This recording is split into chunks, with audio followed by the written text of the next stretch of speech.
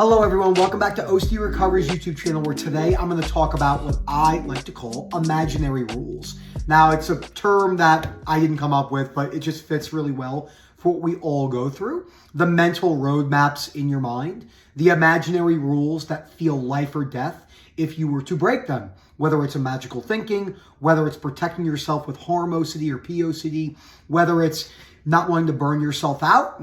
It's any type of rule. It could be just in your mind. It could start in your mind but have a physical connotation. An example, the rule could be like, I cannot have more than 1 cup of coffee a day because if I do, it makes my symptoms too much.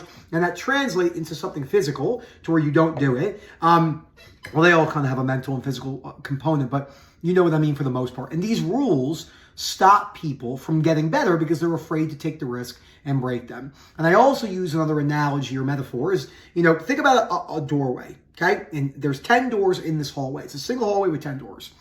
Every single door has to be broken down, smashed down, ran through, if we're using for Rob, Bowser from Mario Kart, or Mario. Yeah, Rob's gonna love that analogy. You're not just opening the door, you have to burst through that door. There are plateaus that need to be broken down because you have people, I don't know, I'm not ready. And I get that, but you can't play it safe with recovery. OCD recovery requires elements and times in the journey where you have to be more forceful about, no, I have to do this exposure because I've been putting it off for way too long. And when you break down these imaginary rules, it's going to feel, A, very risky, be somewhat irresponsible depending on what the rule is, if there's like a harm connotation or taboo sexual related fears, and just they can make your symptoms go through the roof. There's a lot of things that are going to happen when you break down these rules. So before I go any further, please subscribe, hit that like button down below. Let me know what you think about this video. Again, this is called the imaginary rules that hold people back from OCD and anxiety recovery. And let's jump right into it. Again, thank you to Phil for all the hard work he does behind the scenes. Most people do not realize how much hard work the behind the scenes booking team does at OCD recovery. And I am very grateful for everything that they do because they make that part of the company run very smoothly for me, thankfully. So what are some of the rules that I had? Let's use my body dysmorphia, which really, if we're using terms, it was body dysmorphia mixed with severe magical thinking. So some of those rules were, if you do too much activity, if you do something, and I'm not kidding you, it was something as simple as this, just as something as simple as like jumping jacks, like that, doing those 3 jumping jacks would have caused me to have almost a panic attack. The reason why is I was so afraid of any extra activity that would cause me to lose muscle or not look the way I want. I was inundated in the, what we call, the exercise science world of bodybuilding, and it absolutely latched on, just destroyed me from my early teens up until I started to really get better from it was young 30s. I mean, my body dysmorphia was building and building and building for 15 years. And then it got really, really severe in like early 2021 after 2 years of working on sensory motor. And it took me a while to really be honest with myself about all these imaginary rules I had. So that was one of them. I had tons about food. I had some elements of I had really bad IBS, terrible, but it wasn't the IBS fears. I never was, oh my God, I'm farting too much, or I'm too much diarrhea. That wasn't the element. It was the fear of certain foods are going to cause me to gain a little bit too much weight, even though I understood the energy balance of calories in, calories out for the most part. But it didn't matter because my brain couldn't believe it. My body dysmorphia was way too severe. And I was so afraid. So if I eat X, Y, Z, then ABC is going to happen, and I can't allow that to happen. So it was a rule that had a physical manifestation with it as well.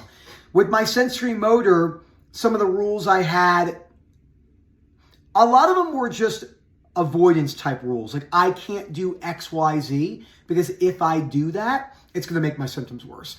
I can't drink any caffeine. Well, I abused caffeine, but I can't stop drinking. It's actually, the reality is for me, it was, I can't stop drinking caffeine because if I stop drinking caffeine, then I'm going to have nothing to keep me in that. I enjoyed and still do enjoy being in that very jittery, hyperactive state. That's why I can drink. It's very unhealthy for me because of, I've had seizures in the past, but it's not uncommon for me to drink 7 to 10 caffeine sources a day for years. Now I try to keep it to 2, maybe 3 max, which is hard for me because I really do enjoy that state. So when I took that away, I was just left with state where I wasn't chasing dopamine. That's why when they took away the adult websites, when they took away video games, it took away vaping, I was smoking, 1 or 2 Juul pods a day, and took away caffeine, you took away all these instant, like, jittery compulsions, and I was just left with me and my sensations. So I didn't want to break those rules, per se. But when you have people that, let's take magical thinking for an example, there's a lot of just like cut rules that have to be broken. Let's say that if you believe that you see a white car and you don't neutralize that with a black car, then you are not going to sleep and that you will die of a heart attack the next day. The only way to get better is to take the risk and break that rule, no matter how scary it feels. Most people won't do it. So they stay stuck with OCD for the rest of their life. Here's another one. If I keep extra sharp knives in my kitchen, that is extremely dangerous because I have the fear of losing control and harm OCD. And when you tell them they have to keep a butcher's knife in the cupboard, or cutting knives for chicken, or sharp scissors, or to sharpen those knives in the cooking set, that's going to feel extremely irresponsible to them, and they will feel as if they can't do it. So those imaginary rules will have to be broken down. And again, that's going to feel very risky and very irresponsible. But I can't think of any other way that you can get better from OCD without taking the risk and breaking down those rules. And again, that's going to feel petrifying depending on whether there's a moral connotation or not. It's still going to feel petrifying. But when you have that moral scrupulosity or harm or POCD, it's going to feel really risky, really risky. I can only bathe my children if my spouse is in the house. You're going to have to bathe your children and have your spouse go to the grocery store. That's one example. Let's think of another unique one. Rule. If I have any conversations about the Truman Show, watch the movie Inception, that will validify and cause it will justify why my fears of existential are real. And I'm alone and you're a robot.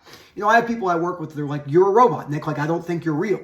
It really is sad how deep this disorder can go. And when we feed it with compulsions and avoidance behaviors and magical rules and all these boundaries in our mind. So what I recommend that people do is, I'm a big believer in lit. Like, I keep my journal on my desk. Of course, a lot of people use journals compulsively. So I have to get someone on the phone and really ask them in a one-to-one. But let's say they have a journal and I have them write out for one of their homework assignments. What do you think your rules, your magical thinking rules are that you engage with on a day-to-day basis or semi-daily basis or whatever? And then they write them out, and then there's usually 1 or 2 of them. Like, I can think of one person right now that had like 20 or 30 rules in their mind, and there's about 2 or 3 left, because if they leave those rules, that's when the really, really top level worst case scenarios. So do you have to do a hierarchy? Depends on the person, depends on how stuck they are. I don't really put a hierarchy too much. They have to be really, really stuck. You're better off just trying your best, taking a realistic perspective. You're not going to get them to go away overnight. It's usually going to take a long time to build up that momentum. That's why we use the word momentum and skill. I use the word skill a lot.